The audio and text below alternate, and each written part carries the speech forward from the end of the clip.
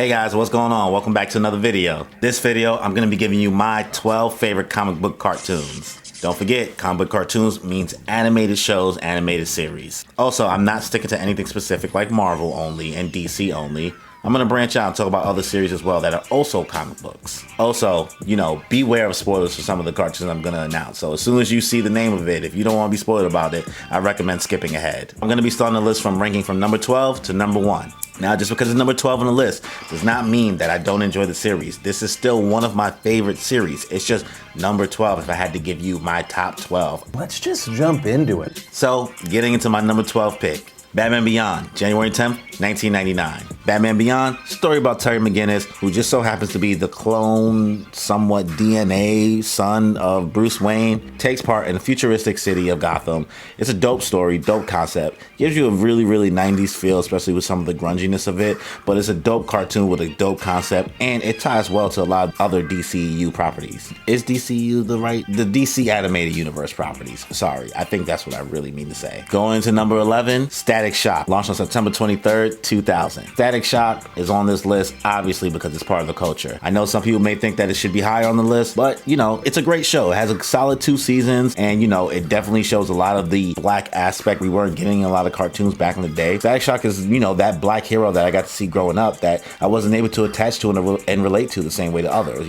Most of them were white. So getting Static Shock, who was a kid just like me, who also just happened to live in the hood and be a superhero, was pretty dope. I definitely think that it's a must-watch for anybody who wants to find, a different type of superhero cartoon for their kids to watch. Static Shock also has some fire guest stars, like I think Little Romeo was in an episode, and it has Shaq. So Static Shock, definitely a must-watch. True, and yeah, that's pretty true. That's true, and yeah, that's true. That's true. Now, getting into number 10, Justice League / Justice League Unlimited. Justice League released November 17th, 2001. Unlimited launching later on. It is just an extension of Justice League. And Justice League Unlimited, July 31st, 2004. I think Justice League is a great series for anybody to watch who doesn't know anything about any of the DC superheroes. It is a great animated series that gives you so much backstory and great stories on a multitude of different DC comic book heroes.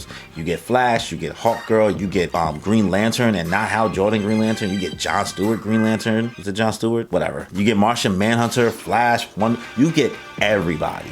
And honestly, once it expands to Unlimited, you get a lot more superheroes that you don't even normally hear of. And also, this series ties into Static Shock and Batman Beyond. Honestly, I feel like this show gives you everything you need when it comes to the DC animated property. Now, getting into my number 9 pick, Marvel's What If, launched on August 11th, 2021. Marvel's What If is a great take on the MCU itself. I believe that it gives you all the things that the MCU is afraid to give you in their live action properties, tucked into a compact set of episodes. You get a dark, gritty feeling and much more realistic and just a lot more violence that takes place. It is much more adult than the animated properties. Also, the decisions they make to give the characters kind of a different story and different personalities and switching people around with so many different multiversal options. Honestly, it's a great take for me, and it's a quick watch. It's really, really entertaining. The animation style was a little boggling at first, but I got used to it and really enjoy it a lot. I also don't believe that you need to be fully caught up with the MCU to enjoy this series, but it does help. Getting into my number 8 pick, Spider-Man the Animated Series, launched on November 19th, 1994. Spider-Man the Animated Series is a classic. Also, I do think that it's the best introduction to Spider-Man and understanding the mythos and his rogues gallery more than any other Spider-Man cartoon. Granted, yes, there's plenty of 60s versions of Spider-Man and 70s that has like Iceman and Firestar, I believe, and you can watch those. But Spider-Man the Animated Series introduces you to the even concept of the multiverse itself and the Spider-Verse itself, knowing that there's other Spider-Man out there. Spider-Man the Animated Series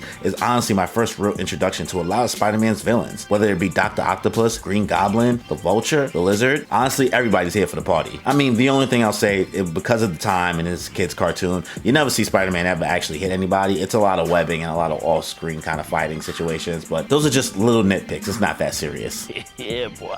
Now, getting into my number 7 pick, X-Men Evolution, launched on November 4th, 2000. X-Men Evolution. Honestly, I feel like it's a series that a lot of people ended up skipping because a lot of people got older when Evolution came out. I think people were put off by X-Men Evolution because they thought it would be a sequel series to the 90s X-Men cartoon. But honestly, X-Men Evolution is a refreshing take on a younger version of those same heroes from the 90s cartoon. Some of the things that I enjoy about X-Men Evolution is this introduction of characters that didn't even exist before, like Spike. Also the relationship and mentorship that Storm and Wolverine did for people like Jean Grey and Cyclops. And also we had an introduction to Havoc. Honestly, we got a lot more characters. The Mystique and Rogue relationship that they created, as well as with Scarlet Witch and Pietro and Magneto. Honestly, the Brotherhood of Mutants got a lot of shine in this series as well, which made it even more enjoyable. The only bummer is the ending of the series. Definitely was cut short, I think, due to a cancellation. Nonetheless, I think that anybody who's looking for another good take of X-Men that's not the 90s cartoon should give this a try. Now, getting into my number 6 pick, Batman the Animated Series. Launched on September 5th, 1992. I wasn't even 1 year old when this show came out.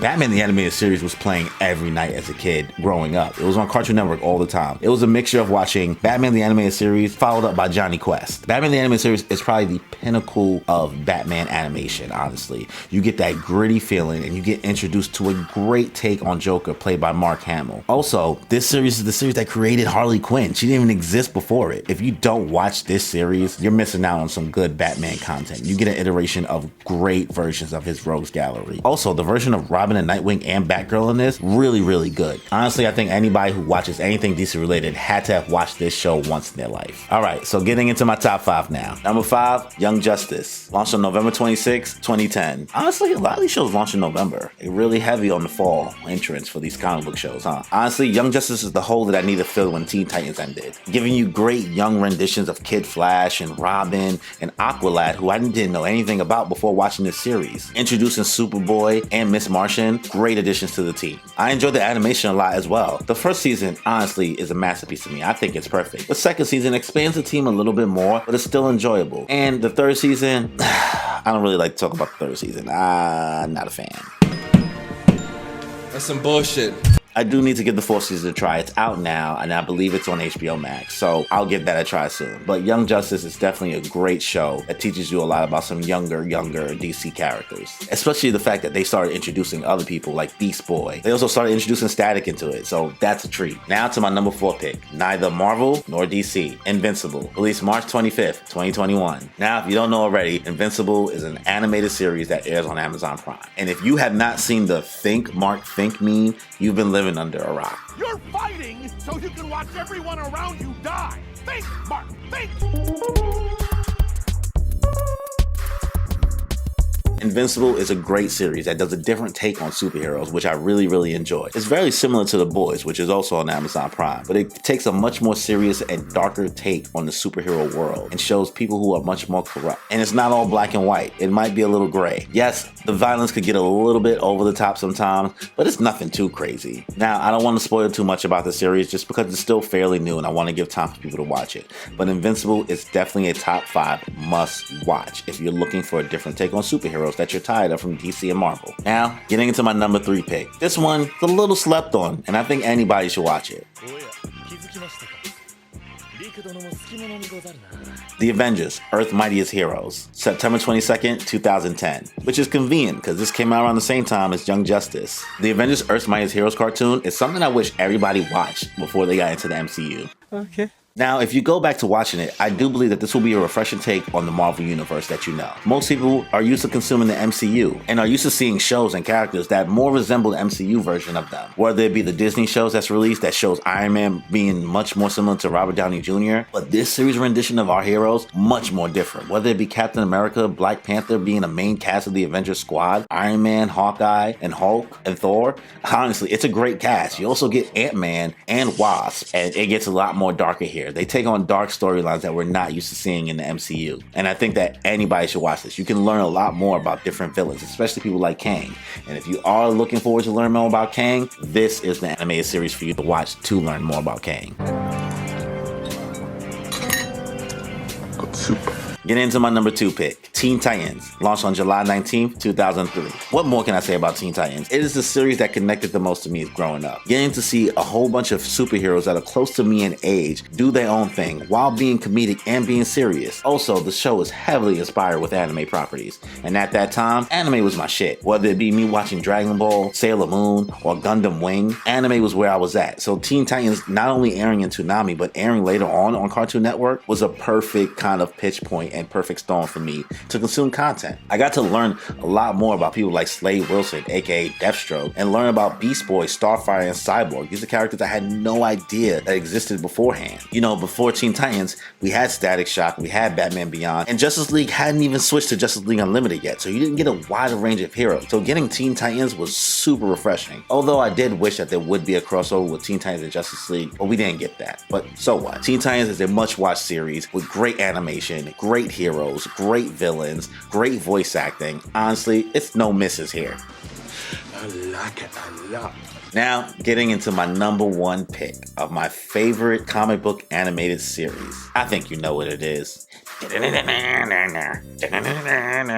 Yup, it's X-Men, the animated series, launched on October 31st, 1992. X-Men, the animated series, to me, is the pinnacle of Marvel animated series, except for the last season. Let's not talk about the last season. We'll act like it doesn't exist. And if you don't know what I mean, watch the last season and then watch a random episode in the middle of the series, and you'll see what I mean. X-Men, the animated series was my first introduction to X-Men, and honestly, this is where I grew my love for Wolverine. You know, besides playing Marvel's Capcom after the fact. X-Men the animated series, it was one point in time where my mom had got me the Phoenix Saga on Blu-ray. Wait, I'm lying. It wasn't Blu-ray. It was DVD because Blu-ray didn't exist at the time. Whatever. There was a point in time when my mom got me the X-Men animated series Dark Phoenix Saga on DVD, and I used to watch that on our computer over and over and over non-stop. This was so long ago, but I used to have that saga memorized on the back of my hand like it was nothing. A little rusty now because I'm an old man. This series right here is so good. You learn so much about the X-Men mythos and X-Men characters overall and the wider effect on the bigger Marvel universe. I'm and not also, sure I understand. not only do you get a big team and a big roster introducing you to characters that you're going to be connected to for the rest of your life, but you also get great crossover episodes of people from different Marvel properties. X-Men the animated series has not only a great soundtrack, but it has a great voice acting cast. It is the pinnacle of what I understand Storm's voice to sound like and Wolverine's voice to sound like. It's a great series. Honestly, if anybody's looking to get into X-Men or they're looking to know more once the MCU finally gets to expand, you have to have them watch this series. Those are my top 12 favorite comic book cartoons. Let me know if you agree with my list in the comment section below. Or feel free to let me know what your favorites are in the comment section. If you enjoyed the video, please be sure to hit the like button, as well as, of course, hitting the subscribe button. Please, I beg you. Also, be sure to hit the notification bell to get notified for every time I put out more content. And on that note, guys, enjoy your life. I'm feeling great and feel the vibe. I'm really grateful we alive. And I'm feeling great cause lately I've been on the way to something great. And I feel alive cause I create like every day and I'm on to